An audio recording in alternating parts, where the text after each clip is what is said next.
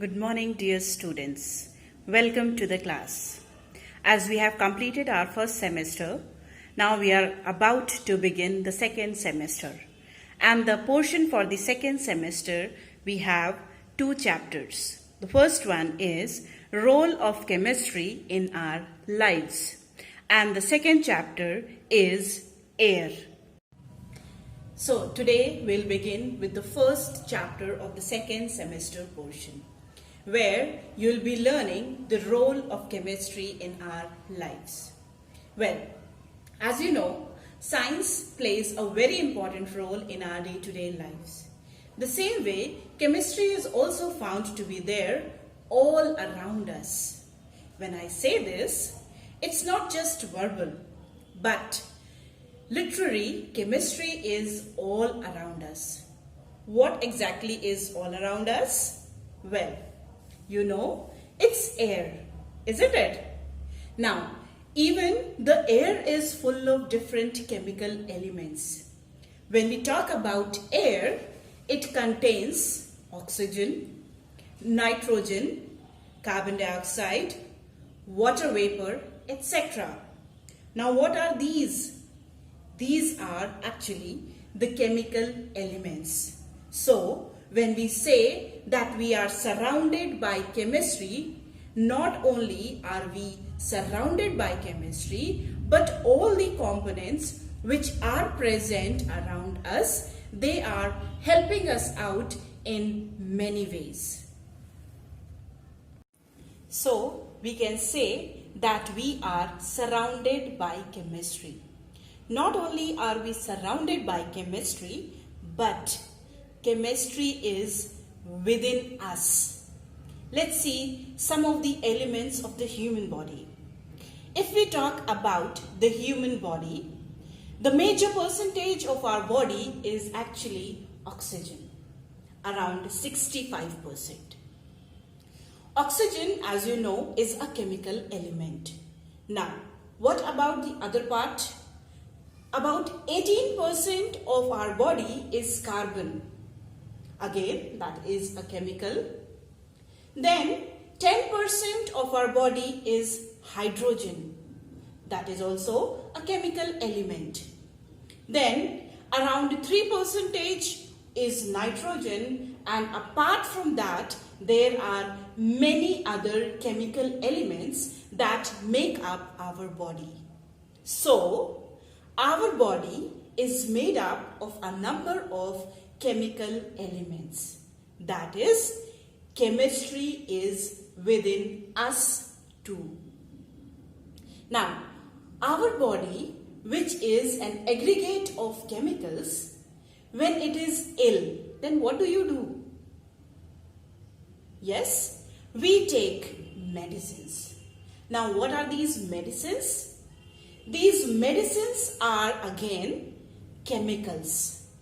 So once these chemicals are released in our body, these chemicals travel inside our body, and these chemicals which are present in the medicines try to react with the chemicals which are already present in our body. So what are these medicines? These are the products of chemistry. That is, they are chemicals. Once they enter into our body, they are absorbed by different parts of our body, and after absorption, what happens? Well, all these chemicals start traveling to different organs or parts of the body, and there these chemicals try to react with the chemicals which are already present inside the body. And as a result, what happens? The unwanted chemicals which are released inside our body will exit out of our body through different excretion means. So, what exactly happened? A number of chemical reactions occurred because we took medicine when we were ill. So even A medicine is a product of chemistry, and that triggers a number of chemical reactions inside our body. So when we fall ill, it is chemistry that helps us to fix the particular illness. So even for staying healthy, we need chemistry. Let's talk about another example. This was one of the examples from our day-to-day life. Now let us talk about another example. As medicines are useful for our body when we are ill, the same way we also need food to keep us healthy. Now cooking food even requires chemistry. So if you want to become a chef, you need to know what is the chemistry involved in the different foods. Now you must be thinking, how is it possible that chemistry is involved in making of food? Let's take a very common example of an egg. We eat egg in different forms. Do we eat? Yes, many of you don't eat it, but there are still maximum number who eat egg. We eat egg in different forms. Sometimes we want half fry with a running yolk, maybe the liquid yolk, the yellowish part, and sometimes we want soft or maybe hard yolk. So how do we achieve the different phases or the different types of eggs of the same egg? Well, for that we need to know the chemistry of egg. So as you know, egg has two parts. One is yolk and the other one is egg white. And a chef, maybe your mother at home, mother is your chef. So a chef knows that chemistry is involved in it, and the chef knows the chemistry of both of these components. So a chef knows how much the white part needs to be cooked and how much the yolk part is to be cooked. And accordingly, the temperature is adjusted, or you can say the time of cooking is adjusted to cook one or both the parts properly. So all this is possible when we know the chemistry of this food. Similarly, while cooking any chemical, you need to know the chemistry of that particular item. Only then you will be able to cook it in right proportion. So now I am sure that it is very clear to each one of you that chemistry intimately is involved with the different life processes of every living being. Even the growth and aging of plants and animals are due to the chemical changes which occur in them all the time. Apart from this, chemistry helps us in many other ways. The list of the practical uses of chemistry is endless. We cannot count it. It's endless in almost everything around us. Whatever we see around us, in almost everything, there is involvement of chemistry in all the aspects of our life, like food, clothing, shelter, hygiene, health, transportation, lighting, heating, entertainment. These all are influenced by chemistry. Now, let's see how. Chemistry is of such vital importance that there is practically no human activity which is directly or indirectly not dependent upon chemistry. So in every field of our lives, we need to have the presence of chemistry. Now, when we talk about food, chemistry has its involvement in the food which we take. For food, we have to depend on agriculture to a large extent. And chemistry helps us produce more crops. So let's first talk about fertilizers. What is fertilizer? Any substance which supply one or more mineral element essential for the plant growth is called fertilizer. That is, fertilizers help in providing the nutrients to the soil, and in turn soil is helpful in growing the crop in better way. This is how agriculture has helped in the production of food. Due to an increase in population, why do we need to have increased production of food or crop? The reason behind is due to the increase in population, there is an increased demand for food. Therefore, this is the main reason that the scientists have developed fertilizers, pesticides, fungicides, etc. And all of these, the usage of all of these help to increase the crop yield. Now, how could food production be increased? We can increase the food production by using the adequate amount of fertilizers, or you can say we can have a liberal use of fertilizer. It's not that as much as fertilizer we want to add to the soil we can add and we will have a better production. It's nothing like that. We have to use adequate, that is proper amount of fertilizer in the soil to have better plant growth.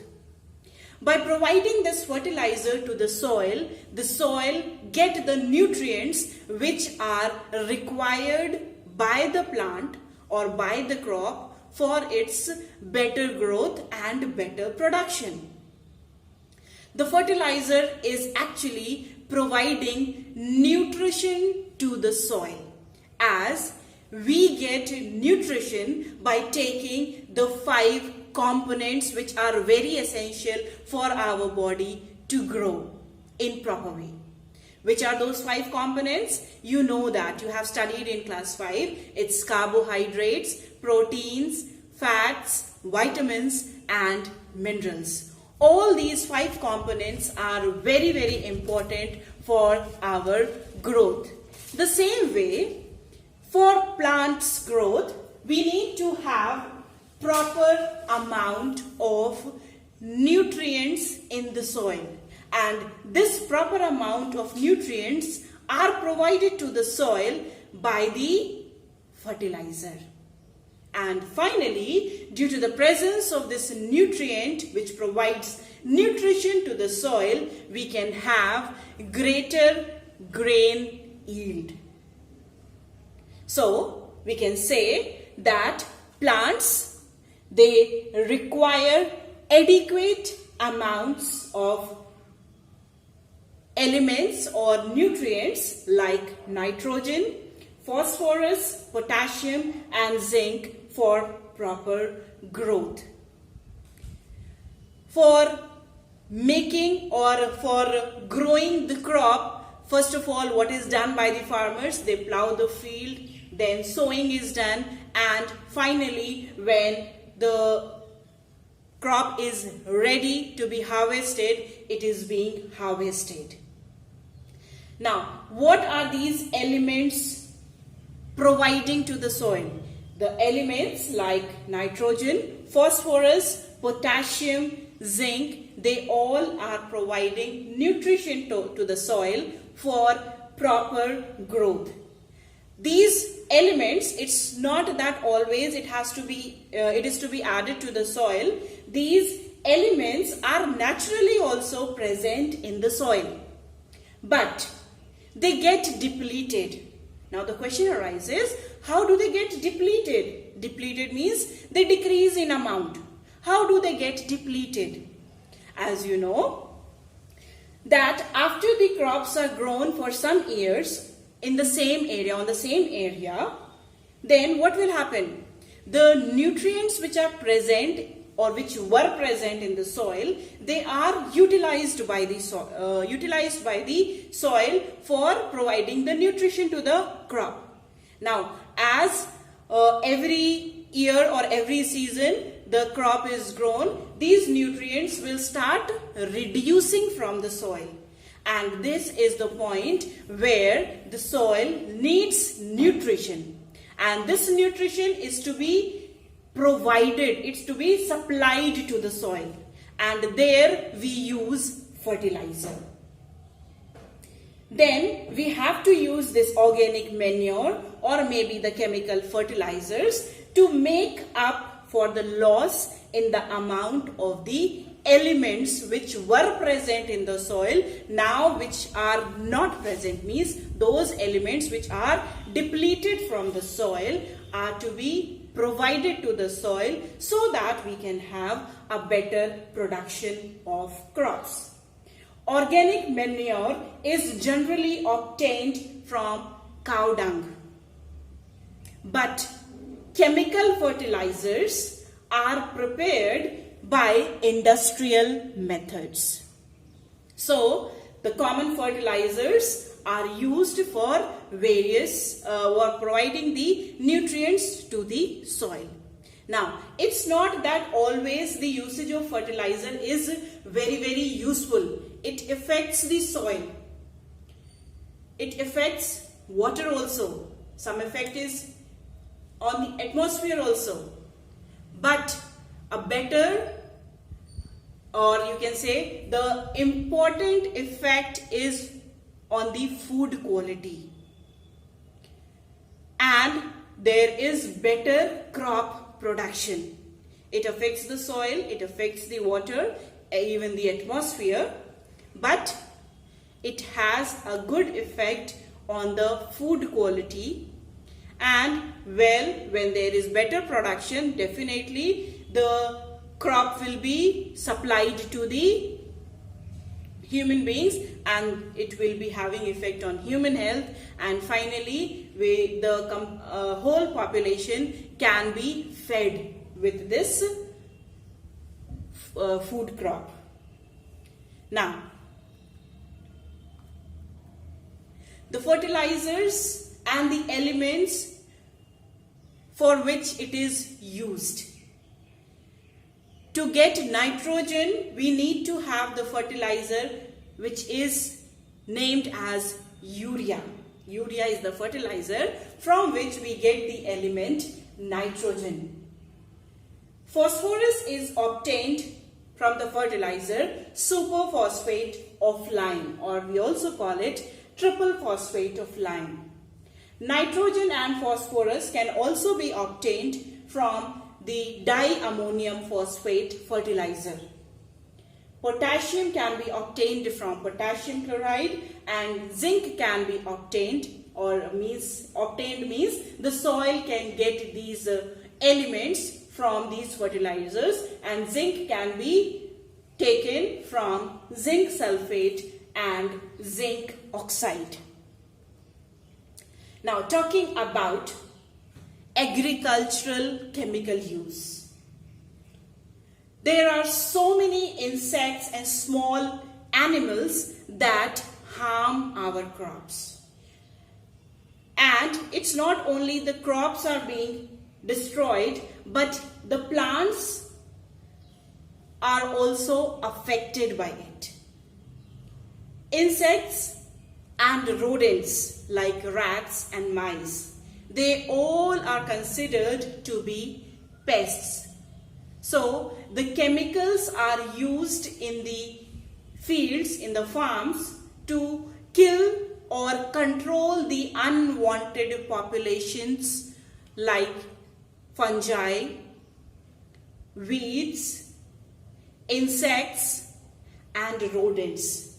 So we use different pesticides to kill or control the unwanted population that is destroying the crops. So what are pesticides? Pesticides are the chemicals that are sprayed on the plants in order to prevent and demolish any sort of pests, whether they are insects of other plants, or they may be rodents or fungi or insects. So these pests are killed or controlled. The different types of pesticides which are used are insecticides, herbicides, fungicides and rodenticides. Insecticides are the pesticides or the chemicals which are sprayed to kill the insects. Herbicides are the pesticides or chemicals which are helpful in removing the weeds. What are weeds? Weeds are the unwanted plants that grow in the fields. And by growing, what harm do they do to the crop? Any idea? Any guess? Okay, let me tell you. When the weeds grow with the crop, the nutrition that should be taken by the crop, it's not only now the crop which is taking that nutrition, but these unwanted plants also start taking that nutrition.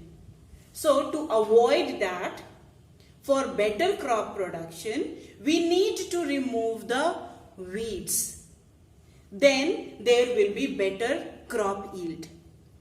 Then there are fungicides. Fungicides are chemicals which are helpful in removing or controlling the fungus. And rodenticides, as I have told, are helpful in removing the rodents. Rodents are rats and mice.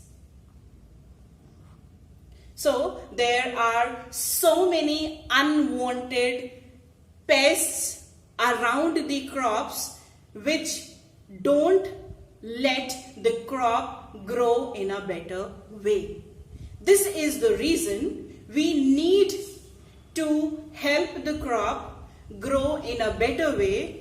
First of all, by providing fertilizer to the soil so that the crop may get the nutrition from the soil, and to remove these unwanted pests, we need to use the pesticides. But the most important thing is the pesticides are also should be used judiciously. Means adequate amount or proper amount of pesticides should also be used. It should not be that as much we want to spray, we can spray, because it has harmful effect as well. So the pesticides, insecticides, fungicides, herbicides should be used to remove or control or kill the unwanted population. Now just to see here in the module, it shows how the pesticides are sprayed in the fields to protect the growing crops from the effect of the pests. There are a variety of pesticides available in the market which is used by the farmers. I'll tell you some examples. It's DDT, Aldrin, Malathion, Carbaryl, Thyram, Bordeaux mixture, Benzipram, aluminium phosphide. Different pesticides are available in the market which are used by the farmers to remove the unwanted pests from the field. So we can say that pesticides are chemical substances which are used to kill the pests like insects, fungi, rodents, weeds or other living things which cause harm to the plants, or we can say which are harmful to the plants, animals or foodstuffs. Pesticides function as poison. This is why it is to be handled with care, because these pesticides are chemicals and they act as poison for the biological process of insects and fungi. This may lead to the death of these organisms. That means complete removal. They are removed or killed from that area where it was destroying the crop. Fungicides are chemicals which are used to prevent the growth of fungi or eradicate fungal diseases of plants. There are a variety of fungal diseases which are seen in the plants. The fungus grows on the plants and destroy the complete crop. You must have seen this fungal infections, fungal diseases in the plants which we grow in our house as well. There may be spots, black color spots or yellow color spots seen on the leaves. That is actually the fungal disease of the plants. So the fungicides like lime, sulfur, formalin, that can be sprayed so that we can remove the fungus. And to remove the rodents, the rodenticides are used. These are chemicals which are used to kill the rats and mice, which may destroy the crops and spread diseases. So some examples of rodenticides is zinc phosphide and sodium fluoroacetate. So these are few rodenticides and fungicides which are used. With this, we end up today's session.